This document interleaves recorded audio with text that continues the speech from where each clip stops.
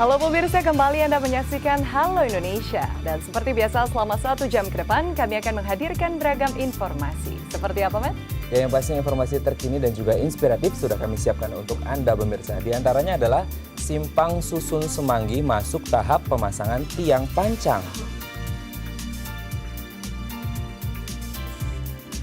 Ada pula Terminal Kampung Rambutan tambah fasilitas ruang laktasi.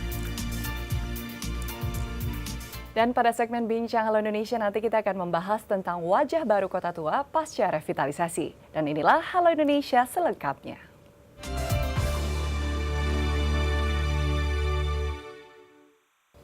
Proyek Simpang Susun Semanggi memasuki tahap pemasangan tiang pancang sejak awal Juni lalu. Ya, proyek yang berlokasi di Jalan Gatot Subroto dan Jalan Jenderal Sudirman ini ditargetkan akan mulai beroperasi pada Agustus 2017 dan berfungsi untuk mengurangi kemacetan di Jakarta sekitar 30%.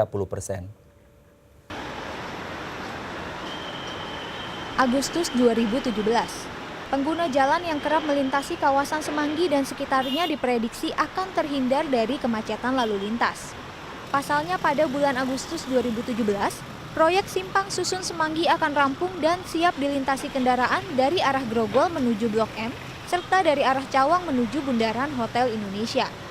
Simpang Susun yang dibangun untuk meminimalisir penumpukan kendaraan di kawasan Semanggi mulai memasuki tahap pemasangan tiang pancang sejak awal Juni 2016 lalu. Sekarang kita dihadapkan kepada pembangunan namanya judulnya revitalisasi jembatan Semanggi. Itu rencana nanti pembangunan tuh selama kurang lebih 540 hari. Rencana revitalisasi jembatan Semanggi itu nanti arus lalu lintas yang dari Grogol itu bisa nanti langsung belok lewat jalur atas langsung ke Blok M. Demikian juga nanti yang dari Cawang yang langsung bisa langsung belok ke sana, ke Bundaran HI. Ada akses yang langsung menuju. Proses pembangunan 2 ram di atas jalan tol dalam kota ini diprediksi dapat mengurangi kemacetan Jakarta sebesar 30%. Karena kendaraan roda 2 maupun roda 4 tidak perlu bersinggungan lagi di jalur Semanggi terutama saat jam-jam pulang kerja di sore hari yang biasa menjadi puncak kemacetan. Proyek Simpang Susun ini diklaim sebagai proyek monumental karena dibangun dengan bentang terpanjang di atas jalan tol dalam kota, yakni 796 meter dan 826 meter dengan bentuk prikes melengkung atau hiperbolik. Ferawati, Dio Mayriski, The ITV. Ya, untuk mengoptimalkan pembangunan Simpang Susun Semanggi, jalur cepat Sudirman Cawang ditutup sejak tanggal 6 Juni 2016 lalu. Untuk mengantisipasi penumpukan volume kendaraan, jalur lambat di kawasan Semanggi diperlebar menjadi 3 jalur dan dilakukan rekayasa lalu lintas berupa pengalihan jalur ke jalan-jalan alternatif di sekitar Semanggi. Proyek pembangunan Simpang Susun Semanggi memasuki tahap pemasangan tiang pancang. Untuk mengoptimalkan proses pemasangan, jalur cepat Sudirman Cawang ditutup sejak Senin 6 Juni 2016 lalu. Begitu pula jalur cepat Sudirman Tamrin yang mulai ditutup pada Sabtu 11 Juni 2016 pukul 18 waktu Indonesia Barat. Penutupan jalur cepat ini berdampak pada kemacetan di wilayah Semanggi dan sekitarnya pada sore hari di jalur yang mengarah ke Cawang dan Grogol. Dampak dari pembangunan penutupan daripada jalur cepat pasti akan berdampak kepada kepadatan arus lalu lintas di sekitar Semanggi. Terutama adalah sore hari yang mengarah ke Cawang, kemudian juga sore hari yang mengarah ke sana ke Grogol itu. Untuk mengantisipasi penumpukan kendaraan di seputaran Semanggi, Ditlantas Polda Metro Jaya bersinergi dengan Dinas Perhubungan DKI Jakarta melakukan rekayasa lalu lintas dan menyiapkan penambahan personil di titik-titik kemacetan. Pengalihan arus lalu lintas dilakukan di jalur Cawang menuju Blok M, Blok M menuju Slipi, Bundaran HI menuju Cawang, serta dari Slipi menuju Bundaran HI. Selain itu diberlakukan pula sistem buka tutup untuk arus kendaraan yang menuju ke barat dan timur. Kalau seumpamanya itu arahnya dari Cawang ya ke arah Blok M, kita memberikan alternatif bisa melalui kawasan ya SCBD ya lanjut ke Jalan Jenderal Sudirman dan seterusnya. Gitu ya. Nah, kalau seumpamanya dari Blok M ya menuju Slipi ya, kita bisa melakukan jalan alternatif ya dari pintu Gelora 1 ya dan Jalan Asia Afrika di kawasan Senayan dan seterusnya. Sedangkan dari Bundaran HI menuju Cawang, ya kita bisa ya melalui jalur alternatif Jalan Profesor Dr. Satrio, Kasablanka, ya Jalan Galunggung, Jalan Sultan Agung dan seterusnya. Ya, sedangkan dari Selipi ke Bundaran HI ya diarahkan melalui Jalan Danau Sentani, ya Jalan Bendungan Jatiluhur, Jalan Bendungan Hilir dan seterusnya seperti itu. Kepadatan arus lalu lintas mulai terjadi sejak pukul 3 sore. Penghapusan jalur 3-in-1 serta pembangunan MRT juga menjadi penyebab kemacetan di ruas Semanggi. Ditlantas Polda Metro Jaya menghimbau masyarakat untuk menghindari jalur Semanggi dan mencari jalur alternatif lain. Sehingga mungkin saya mengajak kepada masyarakat pengguna jalan, khususnya mungkin sore hari, kalau memang tidak ada kepentingan yang sangat penting di sekitar Semanggi lah, sekitar Senayan, sekitar Polda dan sebagainya, mungkin bisa mencari alternatif jalan lainnya. Ferawati, Dio Mayriski, DAI-TV. Kita beralih ke informasi lainnya pemirsa, menjelang musim libur mudik tahun 2016, Terminal Pulau Gebang siap beroperasi. Hal ini ditandai dengan dibukanya akses langsung terminal ke Tol Lingkar Luar Jakarta yang sebelumnya terkendala pembebasan lahan. Ya, selain itu untuk menghindari macet di dalam kota, pemberangkatan bus akap dari Terminal Pulau Gadung dan Rawamangun akan dialihkan ke Terminal Pulau Gebang, Jakarta Timur. Pasca pembukaan akses langsung Terminal Pulau Gebang ke Tol Lingkar Luar Jakarta pada 10 Juni kemarin, perusahaan penyedia bus antar kota antar provinsi atau AKAP mulai membuka loket penjualan tiket. Dari 31 loket yang tersedia, sudah ada 5 loket yang membuka penjualan tiket bus ke berbagai tujuan di Jawa Tengah dan Jawa Timur, yang totalnya mencapai 35 keberangkatan bus. Bahkan menjelang musim mudik 2016, keberangkatan bus akap dari Terminal Pulau Gadung dan Rawamangun akan dialihkan ke Terminal Pulau Gebang. Sehingga diperkirakan Terminal Pulau Gebang akan melayani 10.000 penumpang dari 200 keberangkatan bus pada musim mudik tahun ini. Kita juga nanti akan memperbaiki ya marka-marka jalan yang ada. Kita juga akan memperbaiki rambu-rambu. Kita juga akan melengkapi ya petunjuk-petunjuk arah karena ini memang terminalnya besar. Jadi masyarakat mungkin ya agak kebingungan kalau seumpamanya kita tidak lakukan petunjuk arah. Kita juga sedang memperbaiki penerangan jalan umum ya sehingga betul-betul terang. Ya seperti itu. Nah, tapi untuk sementara ya karena memang ini kesiapan dari terminal juga belum 100% Pulau Gebang, yang baru kita pindah itu ya trayek ya trayek Jawa Tengah dan trayek Jawa Timur, seperti itu. Untuk menunjang pengoperasian, pengelola akan memasang petunjuk arah berupa spanduk dan layar LCD di setiap sudut terminal.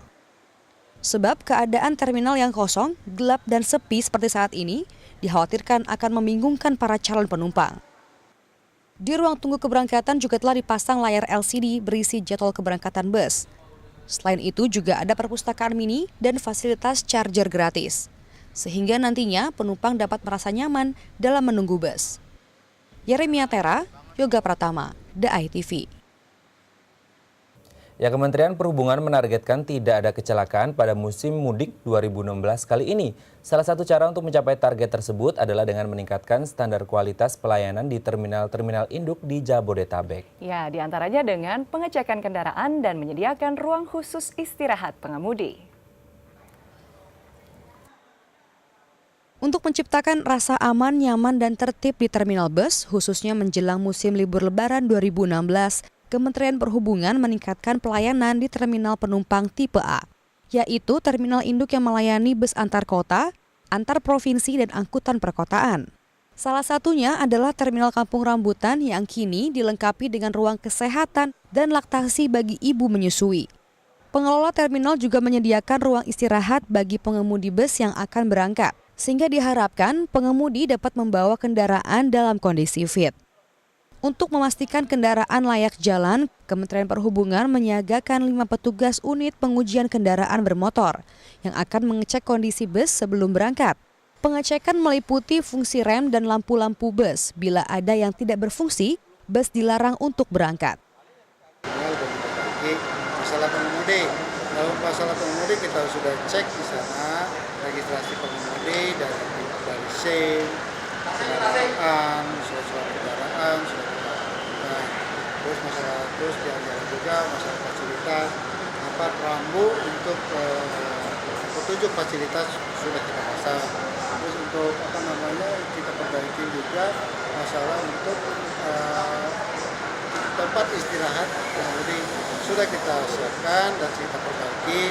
Tadinya ada, sekarang yang mobil. Selain di Terminal Kampung Rambutan, peningkatan pelayanan terminal juga dilakukan di 9 terminal lain di Jabodetabek. Di antaranya Terminal Terpadu Pulau Gebang, Terminal Depok, Terminal Bekasi, Terminal Poris Pelawat, dan Terminal Baranang Siang.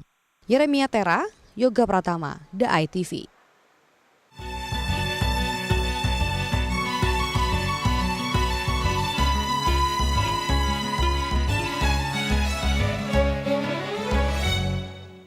Ya pemirsa, dalam rangka mendorong minat masyarakat untuk rajin mengaji selama bulan Ramadan, PT Pertamina Retail membuat program Berkah Ramadan dengan cara memberikan 2 liter Pertalite secara gratis dengan hanya membaca 1 juz Al-Quran di musola yang terdapat di SPBU tersebut. Ya, melalui program ini, pihak PT Pertamina Retail berharap dapat membantu meningkatkan minat mengaji para pelanggannya, khususnya selama bulan puasa ini. Berikut informasi selengkapnya. Dalam menyambut bulan Ramadan, sejumlah stasiun pengisian bahan bakar umum atau SPBU yang dikelola oleh Pertamina memberikan 2 liter BBM jenis Pertalite secara gratis kepada para pelanggannya. Hanya dengan membaca 1 juz Al-Quran di musola yang terdapat di SPBU tersebut. Seperti di SPBU Koko Jalan Abdul Muiz di Tanah Abang, Jakarta Pusat, yang mencanangkan program 2 liter Pertalite secara gratis dengan membaca 1 juz Al-Quran. Program Berkah Ramadan yang dikenal dengan istilah 1 juz Al-Quran gratis 2 liter Pertalite ini tentu menarik minat sejumlah masyarakat yang ingin mengisi bahan bakar di SPBU ini. Tercatat dalam sehari, SPBU Abdul Muiz menerima 8 hingga 10 pelanggan per hari yang ingin mengikuti program tersebut. Seperti Feby Subono, pria asal Cengkareng, Jakarta Barat yang tertarik mengikuti program ini. Sebelum membaca 1 juz Al-Quran, Feby harus mengisi formulir pendaftaran yang diberikan oleh petugas SPBU. Setelah formulir diisi, petugas SPBU akan meminjamkan 1 buah Al-Quran untuk dibaca oleh Feby.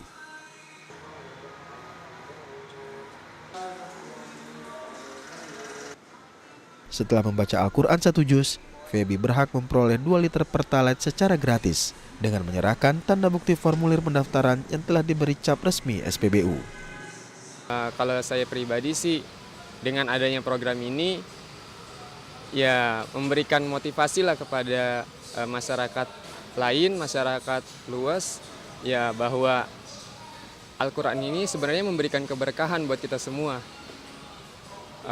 Walaupun dengan hadiah, dengan baca Al-Quran 1 juz dengan hadiah Pertalite 2 liter ini, sebenarnya itu adalah berkah dari baca Al-Quran di bulan Ramadan ini. Kita berpikir bagaimana dalam suasana bulan puasa Ramadan ini ada sesuatu yang lebih yang bisa kita berikan kepada masyarakat, sekaligus yang mendorong masyarakat untuk senang membaca Al-Quran sebagai kitab sucinya umat muslim.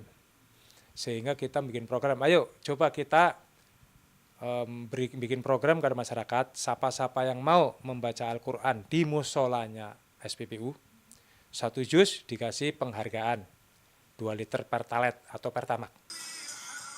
PT Pertamina Retail akan memberlakukan program tersebut selama 1 bulan penuh hingga bulan Ramadan usai pada awal Juli mendatang. Tanpa membatasi jumlah pelanggan, program ini berlaku setiap hari mulai pukul 6 pagi hingga pukul 6 sore. Selain SPBU Abdul Muiz, tercatat 4 SPBU lainnya yang menerapkan program tersebut.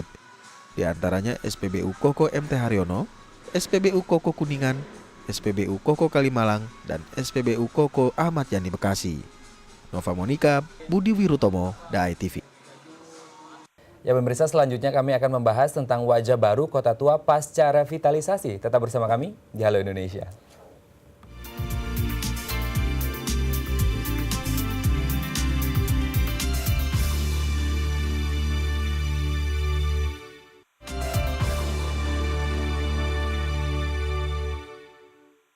Baik, Anda masih bersama kami di Halo Indonesia dan dalam segmen bincang kali ini kita akan membahas tentang membangun kembali Kota Tua. Ini seperti kita tahu, Kota Tua ada di kawasan Taman Sari, Jakarta Barat, memang menjadi salah satu objek wisata bersejarah peninggalan zaman Belanda yang memang sangat menarik sekali untuk dikunjungi. Betul, karena memang nggak ada lagi tempat di Jakarta ini sayang seperti Kota Tua ya, Matt. Kalau mungkin Jakarta kota metropolitan bisa membuat gedung-gedung yang megah, yang modern. Betul. Tapi kalau tempat-tempat yang katakanlah seru buat foto-foto jadul, terus penuh dengan nilai historis dan penuh makna ya cuma di Kota Tua ini. Betul sekali, karena memang ini peninggalan dari zaman Belanda. Tapi sayangnya kemudian banyak ada bangunan yang mulai ringkih dan kemudian beberapa waktu lalu juga sempat agak semrawut. Tapi sekarang sudah jauh lebih baik. Nah, upaya apa saja sebenarnya yang sudah dilakukan oleh Pemprov DKI Jakarta untuk menata kawasan Kota Tua? Telah hadir bersama kami di studio Halo Indonesia Bapak Norviadi S. Husodo selaku Kepala UPK Kota Tua. Namun sebelum kita berbincang dengan beliau, kita saksikan dulu tayangan berikut.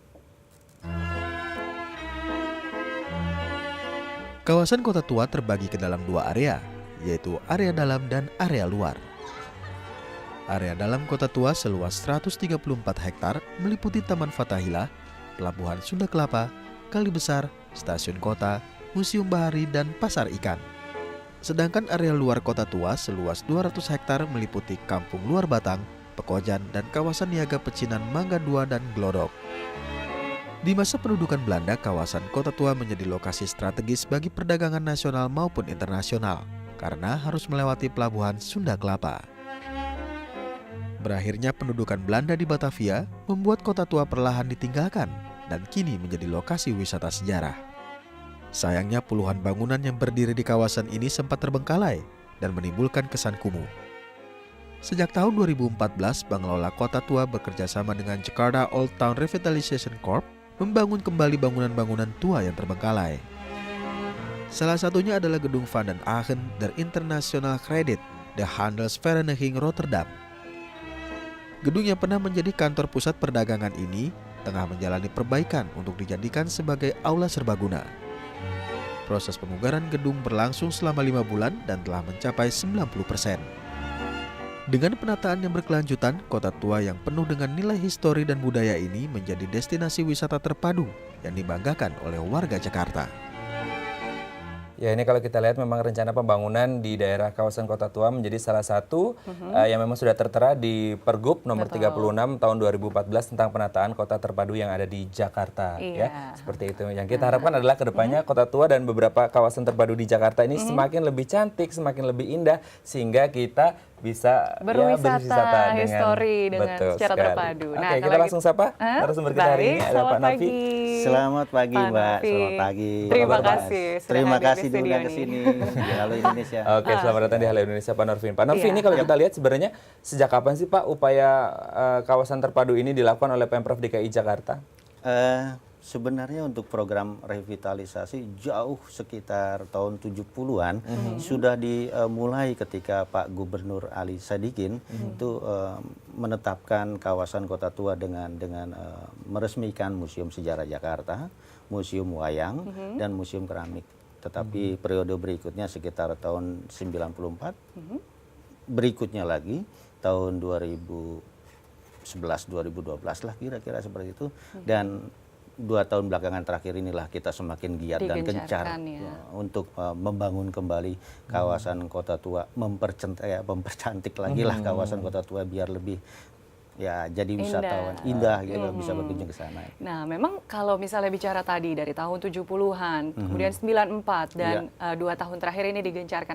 Apa sih hambatannya yang selama ini membuat pelaksanaannya belum maksimal atau justru baru gencar di 2 tahun terakhir ini, Pak? Iya, kalau boleh dibilang itu adalah hambatan, mungkin adalah tidak juga ya, karena itu adalah tantangan bagi kami. Salah satunya yang tadi dibilang mungkin adalah hambatan adalah status kepemilikan dari gedung bangunan yang ada di sana. Karena sebagian besar gedung itu seperti kita ketahui dan sebagai informasi, sebagian besar milik BUMN dan perorangan, tetapi milik Pemprov hanya sekitar 2%, 6 bangunan saja yang ada di sana. Dan itu yang kalau tadi dibilang kendala, bagaimana kita bisa merenovasi, merekonstruksi bangunan-bangunan yang statusnya masih punya BUMN yang perlu koordinasi lebih cermat lagi. Oke, tapi kalau kita lihat mencoba melihat apa yang terjadi di kawasan Kota Tua ya, Loren dan juga pemirsa, ini banyak bangunan yang sudah mulai ringkih, Pak. Nah, kemudian apa yang dilakukan oleh Pemprov DKI Jakarta untuk mengantisipasi ini? Apakah memang ada kemudian kalau ringkihnya tidak sampai 50% itu akan direnovasi atau harus dipugar atau seperti apa sebenarnya? Khusus untuk bangunan-bangunan cagar budaya yang tadi dikatakan sudah mulai ringkih, kami berpedoman pada Undang-Undang Nomor 11 Tahun 2010 tentang cagar budaya. Di sana ada ketentuan kaidah-kaidah pemugaran.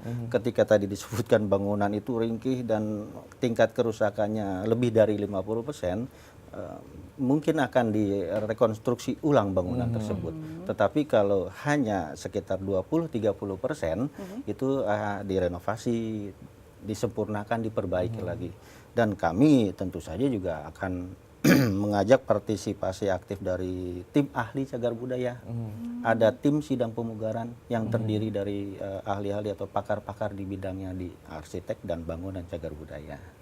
Tapi kalau bicara rekonstruksi ulang, itu berarti struktur bangunannya tetap dipertahankan seperti asli ya Pak? Nggak dimodifikasi dong ya? Iya, diupayakan semaksimal mungkin bangunan itu dikembalikan seperti aslinya. Supaya tetap ada nilai-nilai historisnya. Supaya tetap ada nilai historisnya dan kembali seperti bentuk awalnya. Untuk fungsi boleh diadaptif, difungsikan kembali dengan fungsi yang baru asal dengan aturan tadi kaidah-kaidah cagar budaya. Nah Pak, ini kan salah satu bentuk kerjasamanya juga katanya dari 2 tahun lalu dengan Jakarta Old Town Revitalization Corp itu yang pihak swasta. Bisa dijelaskan nggak sih bentuk kerjasama pemugarannya seperti apa nih? Ya, kalau yang JOTRC tadi itu lebih kepada untuk perbaikan bangunan-bangunan cagar budaya yang milik swasta atau BUMN tadi. Dari data yang ada 27 bangunan yang direncanakan, 17 itu milik BUMN, dan sekarang ini ditargetkan 2016 bisa selesai 100%. Dan mudah-mudahan semoga saja itu bisa tercapai. Dan ini wujud dari komitmen dari JOTRC untuk memperbaiki bangunan-bangunan cagar budaya yang diprogramkan 2 tahun yang lalu. Oke, ini kan memang menjadi target dari UPK sendiri untuk kemudian menyelesaikan di tahun ini ya Pak ya, bersama dengan JOTRC. Tapi sampai detik ini sudah berapa persen sih Pak perkembangan progresnya? Ya, kalau ditanya berapa persen perkembangannya, boleh dibilang kita sudah hampir 70-80% ya untuk bangunan khusus di Taman Fathahillah dan sekitarnya. Tetapi kawasan Kota Tua, kawasan cagar budaya itu bukan hanya di Taman Fathahillah Mas. Jadi membentang luas 334 hektar sampai di kawasan Sunda Kelapa, bahkan masuk ke Kepulauan Seribu. Nah, kalau hanya di kawasan zonasi inti, boleh dibilang tadi 70%, 80% sudah bangunan-bangunan yang ada di sekitar itu diperbaiki, direnovasi, sudah lebih bagus lagi. Luar biasa. Nah ini pasti menarik sekali melihat proses alih fungsinya seperti apa. Dan pemirsa nanti kita masih akan lanjutkan untuk ngobrol-ngobrol dengan Pak Nurfiadi. Jadi jangan kemana-mana, tetap di Halo Indonesia.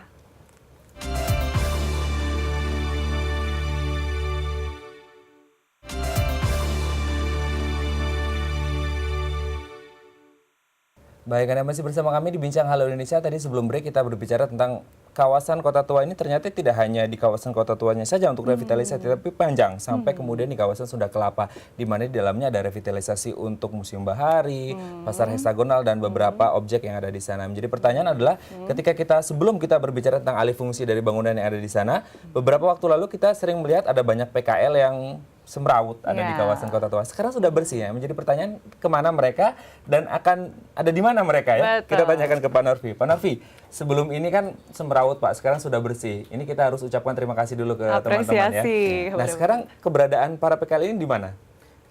Sebelum menjawab keberadaan PKL, saya juga atas nama kantor UPK Kota Tua mengucapkan terima kasih juga kalau dibilang itu lebih bagus, lebih bersih. Memang program pemerintah Provinsi DKI Jakarta adalah merelokasi, menata pedagang kaki lima, bukannya untuk menghapus atau meniadakan sama sekali.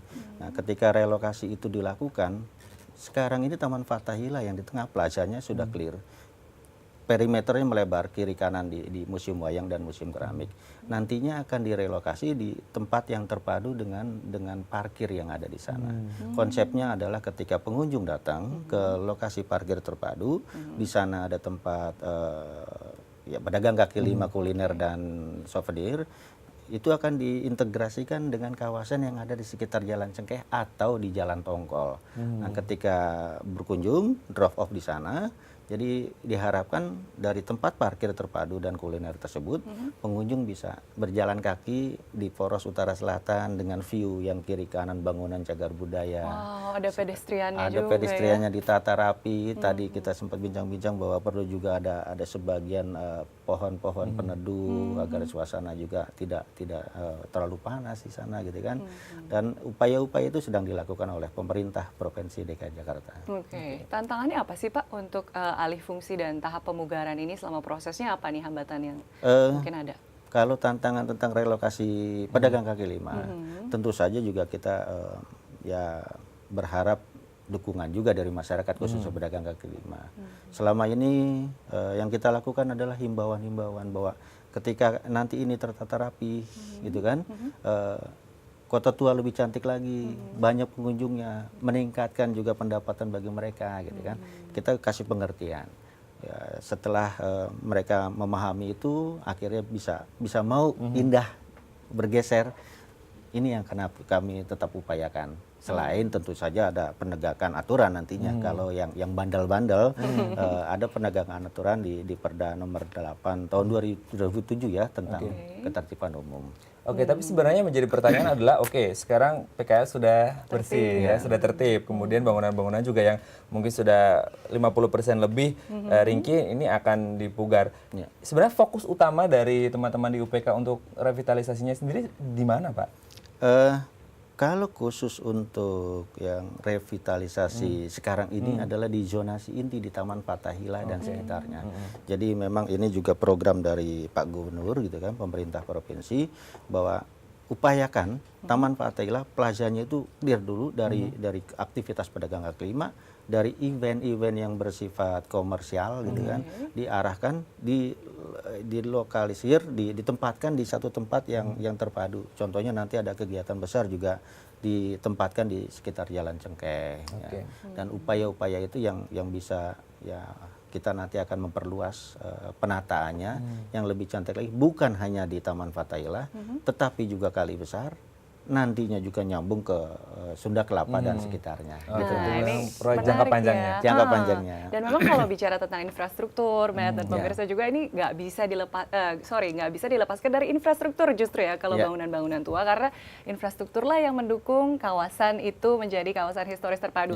Nah, kita mau lihat dulu nih lewat tayangan berikut bentuk-bentuk infrastruktur apa yang ikut dibenahi oleh pemerintah. Sekitar abad ke-17, Kali Besar atau yang disebut The Houte River kerap dilalui kapal-kapal dagang yang membawa berbagai komoditas. Terlebih wilayah yang dilalui aliran Kali Besar ini merupakan wilayah perdagangan. Bukti kejayaan perniagaan di kawasan ini terlihat dengan adanya bangunan kantor perdagangan internasional yang terdapat di sisi bantaran Kali Besar. Seiring berjalannya waktu, fungsi Kali Besar sebagai sarana transportasi air di Jakarta perlahan terkikis. Pertumbuhan kota dan populasi di sekitarnya membuat kondisi Kali Besar menjadi tak terurus. Meski telah direvitalisasi pada tahun 1994 oleh Gubernur DKI Jakarta ketika itu Suryadi Sudirja, namun revitalisasi Kali Besar tak membuahkan hasil yang signifikan. Hal ini dapat terlihat dari tumpukan sampah plastik dan buangan limbah rumah tangga lainnya yang menyumbat aliran air di Kali Besar. Belum lagi endapan lumpur yang semakin menebal, akibat tidak pernah dikeruk, menjadikan air kali berwarna hitam pekat dan menimbulkan aroma yang tidak sedap dan mengganggu para pejalan kaki serta wisatawan yang berkunjung ke wilayah Kota Tua dan sekitarnya. Upaya merevitalisasi Kali Besar kini kembali dilakukan dengan melibatkan dinas-dinas terkait.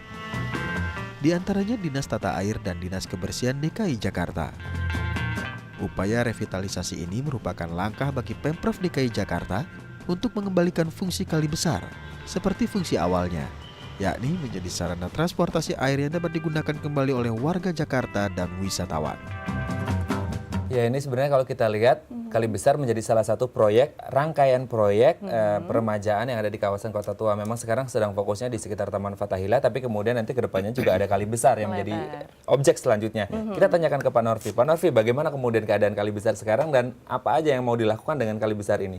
Ya, informasi yang menarik bahwa di tahun ini dan juga tahun 2017 nanti, Kali Besar juga salah satu prioritas yang untuk diperbaiki selain Taman Fathahillah.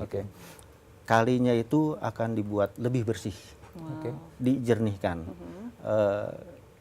Pengunjung bisa juga turun ke sana, semacam ada water tourism lah, bisa. Kalau konsepnya mungkin di Korea Selatan ada Sungai Gongjejeon di sana ya, bisa berwisata di air. Mungkin juga ada yang pernah menyampaikan juga ini bagus kalau dihidupkan, Pak Gubernur juga beberapa saat yang lalu menyampaikan bisa menjadi Little Venice. Katanya. Itu seandainya memang bisa diwujudkan dan sekarang ini sedang digerakkan, Dinas Tata Air melakukan perbaikan dari aliran sungainya. Akan dibuatkan water treatment dari titik awal hulunya sungai itu sampai nanti ke kawasan yang ada di Marunda dan sekitar di sana, di kawasan Sunda Kelapa dan sekitarnya. Bagus juga ya Pak, ini bisa jadi mungkin buat ngusir stres juga bagi wisatawan. Tapi sebenarnya kalau kita berbicara tentang proyek, oke Pak, ini proyeknya luar biasa nih. Salah satunya adalah membuat Kali Besar menjadi bersih seperti Little Venezia-nya Indonesia seperti itu. Tapi kemudian ke depannya apakah masih ada terus pengawasan, karena seperti kita tahu kebiasaan masyarakat khususnya di Jakarta kan mereka buang sampah sembarangan dan biasanya itu sampah domestik. Kemudian bagaimana pengawasan ke depannya? Tidak hanya kemudian membersihkan tapi juga pengawasan jangka panjangnya. Ya, tentu saja ketika ini sudah direncanakan ada konsep namanya yang pembangunan berkelanjutan, sustainable-nya dijaga. Jadi perlu ada pengawasan, perlu juga ada monitoring yang dilakukan. Ya, tadi saya kembalikan lagi yang diinformasikan, perlu juga himbauan kepada masyarakat ikut memiliki rasa sense of belongingnya juga perlu dikembangkan. Jadi janganlah buang sampah di kali gitu kan, buang sampah pada tempatnya. Itu bagian juga yang mendukung mewujudkan Kota Tua lebih baik lagi nantinya, Mas. Betul. Jadi upaya perbaikan apapun pastinya harus dibarengi juga dengan penegakan disiplin yang berkesinambungan ya Pak ya. Oke, kalau bentuk kerjasamanya sendiri selain dengan swasta, dari pihak UPK sendiri bekerja samakah dengan dinas-dinas lain, mungkin dinas kebersihan, dinas tata air dan lain-lain mungkin? Ya, tentu saja. Sesuai dengan peraturan Gubernur nomor 36 tahun 2014 bahwa untuk percepatan revitalisasi kawasan Kota Tua di sana melibatkan beberapa instansi yang terkait, dinas tata air, dinas bina marga, dinas penerangan dan energi untuk tata cahayanya, dinas pertamanan untuk tumbuh-tumbuhan yang ada di sana, dan juga dinas perhubungan dan UPT parkirnya dengan penataan atau rekayasa lalu lintas dengan parkir-parkir yang diatur. Pastinya akan dibuatkan semua itu terpadu, semua bahasanya bersama-sama untuk memajukan kawasan Kota Tua. Luar biasa sekali. Oke, masih menarik banget nih perbincangan kita pagi ini. Jadi pemirsa jangan kemana-mana, masih akan kita lanjutkan sesudah yang satu ini.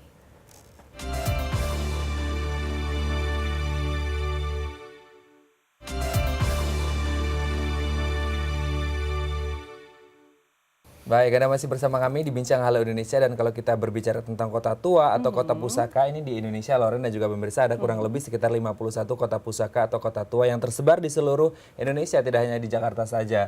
Dan kemudian kalau kita berbicara tentang kota tua yang ada di Jakarta, ini sebenarnya pemerintah punya target tersendiri, karena memang pemerintah ingin mencapai target bahwasanya sebelum Asian Games tahun 2018 ini revitalisasi sudah selesai. Kita harapkan, kita doakan bersama semoga selesai dan semuanya rampung, semuanya bersih, sehingga ketika nanti ada tamu-tamu dari mancanegara datang ke Jakarta khususnya, ini melihat bahwa kawasan Kota Tua dan beberapa kawasan di kota Jakarta ini sudah terlihat sangat indah. Betul sekali. Nah, kalau gitu gimana kalau langsung kita lanjutkan perbincangan dengan narasumber kita kembali ke Pak Norvi. Pak Norvi, ini tadi kita sempat berbincang sedikit tentang masalah lahan parkir, karena memang salah satu hal yang krusial yang harus kita bahas juga adalah tentang lahan parkir yang katanya akan disatukan. Seperti apa sebenarnya?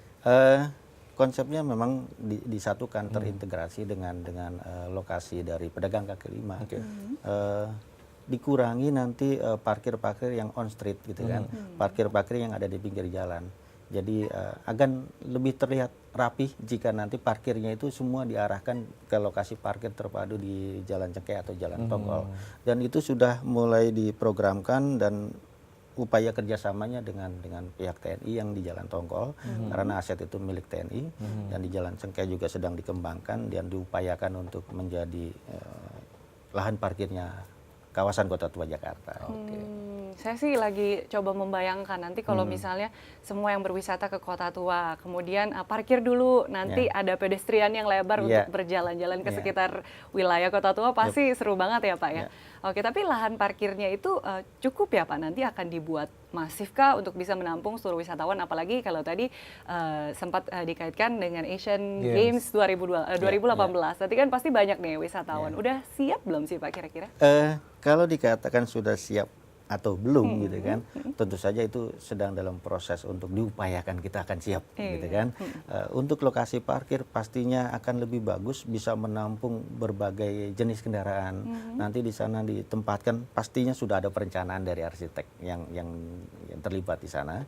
Ada lokasi untuk penempatan di manakah nanti parkir bis kotanya, di manakah mobil-mobil pribadi, kendaraan bermotor, dan titik tengahnya juga nanti dibuatkan tempat untuk makan yang wisata kulinernya.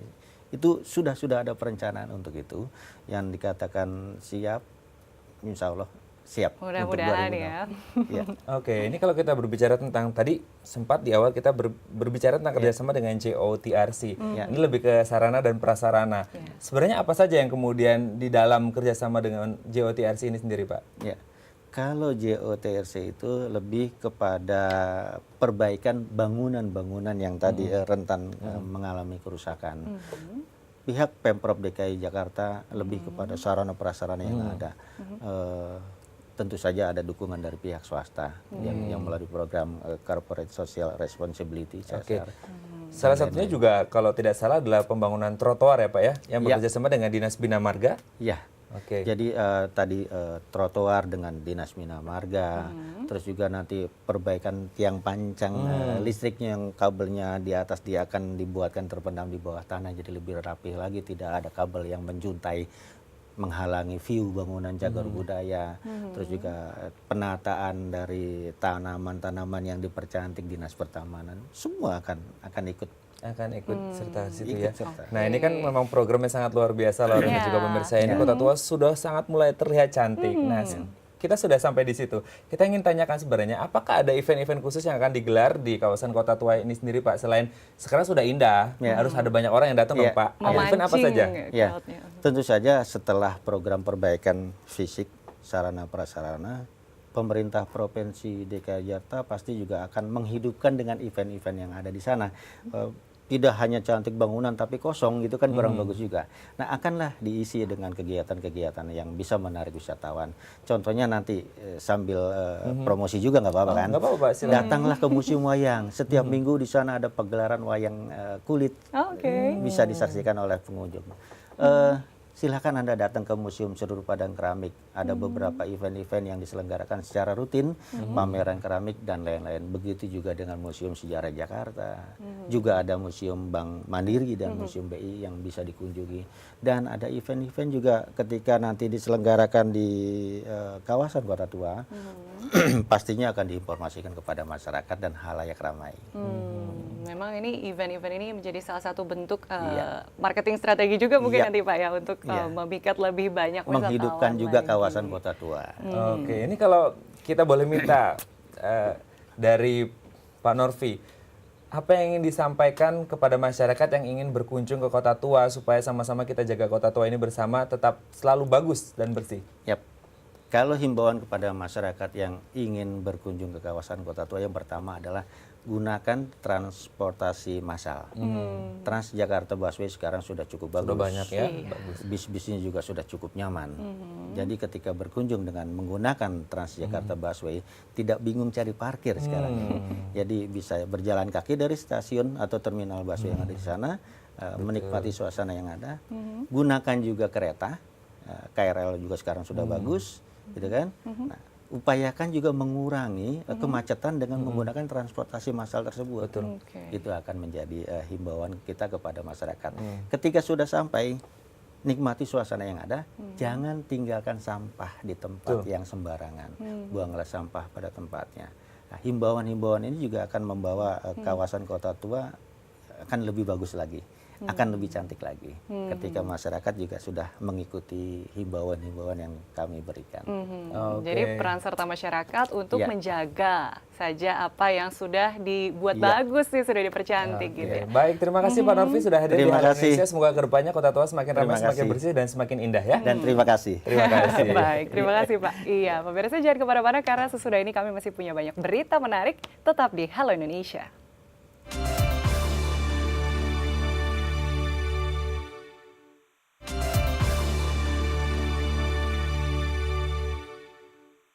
Ya, Menteri Lingkungan Hidup dan Kehutanan Republik Indonesia Siti Nurbaya kembali mengadakan diskusi terkait isu perubahan iklim sebagai perpanjangan dari Paris Agreement tahun 2015 lalu. Ya, diskusi yang melibatkan para aktivis media, jurnalis, dan netizen ini membahas mengenai kebijakan dan gagasan inovatif baru yang dapat dilakukan dalam mengendalikan perubahan iklim di dunia. Kementerian Lingkungan Hidup dan Kehutanan Republik Indonesia kembali mengadakan diskusi terkait perubahan iklim antara Menteri Lingkungan Hidup dan Kehutanan Siti Nurbaya dengan netizen dan insan media. Dalam kesempatan tersebut, Siti Nurbaya mengungkapkan berdasarkan pertemuan Paris Agreement yang melibatkan 190 negara di dunia, Indonesia tercatat ke dalam 10 besar negara penyumbang emisi karbon ke atmosfer dengan jumlah 1,4 gigaton. Pada pembahasan khusus mengenai perubahan iklim tersebut, beberapa negara termasuk Indonesia berhasil melahirkan kesepakatan dan niat untuk mau berkontribusi mengurangi emisi karbon ke atmosfer.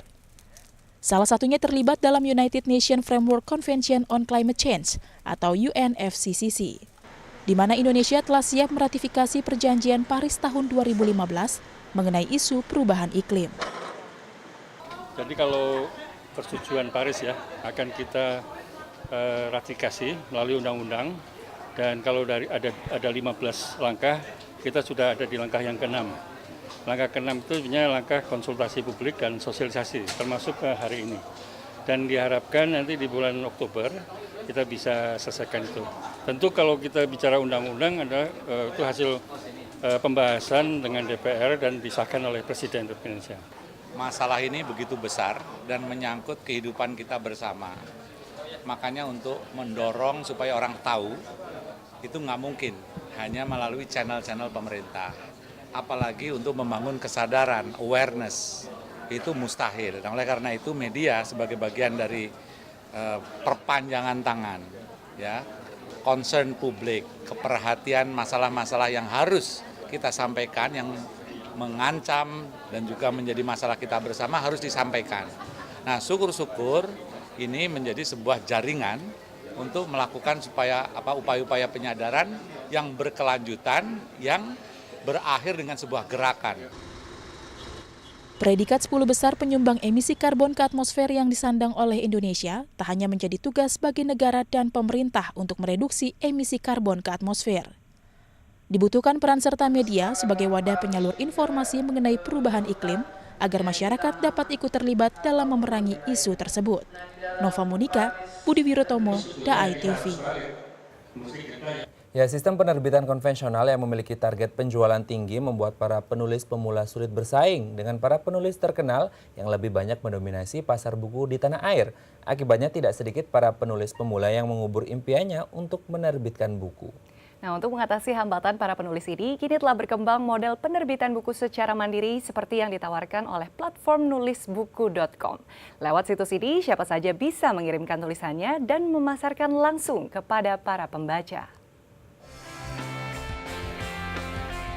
Di sejumlah negara maju, indie book atau menerbitkan buku secara mandiri telah berkembang dan membuka peluang bagi siapa saja yang ingin membagi karya tulisnya kepada pembaca, tanpa harus melalui proses seleksi dari perusahaan penerbit buku. Seperti yang diadopsi oleh platform nulisbuku.com, situs ini menerima karya tulisan dari siapa saja yang telah melakukan pendaftaran lewat situs nulisbuku.com. Judul naskah fiksi dan non-fiksi tersebut kemudian dipasarkan secara online di situs nulisbuku.com. Bagi pembaca yang tertarik, pengelola situs nulisbuku.com akan mencetak sesuai keinginan tanpa terikat target jumlah eksemplar. Tanpa harus takut kehilangan hak cipta, penulis akan menerima keuntungan dari setiap karya yang terjual.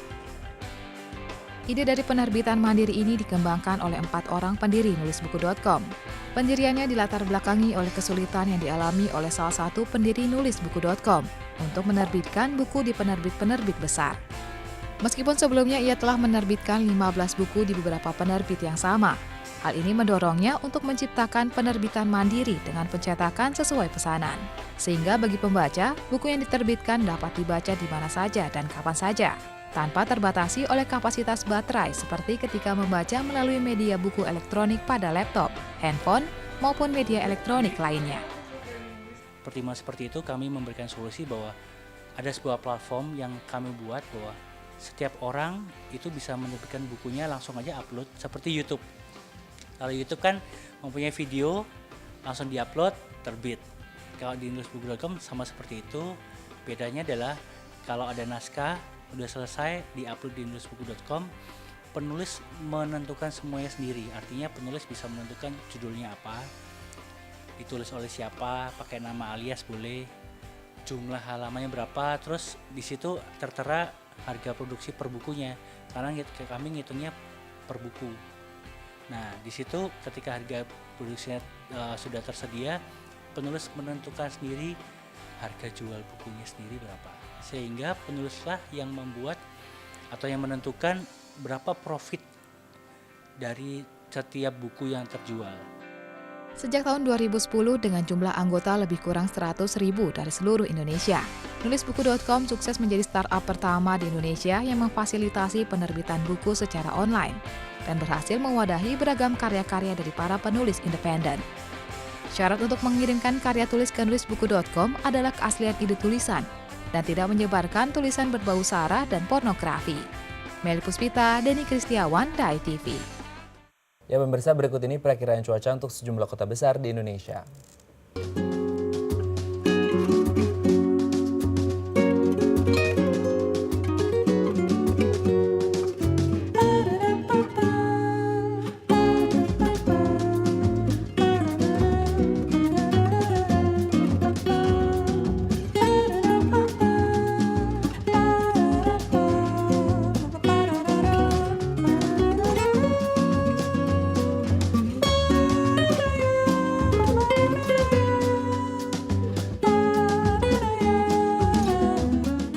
Ya pemirsa, sekian perjumpaan kita hari ini. Saksikan terus Halo Indonesia dari Senin hingga Jumat di waktu yang sama. Ya jangan lupa follow Twitter kami di @daya_tv dan @haloindo.tv.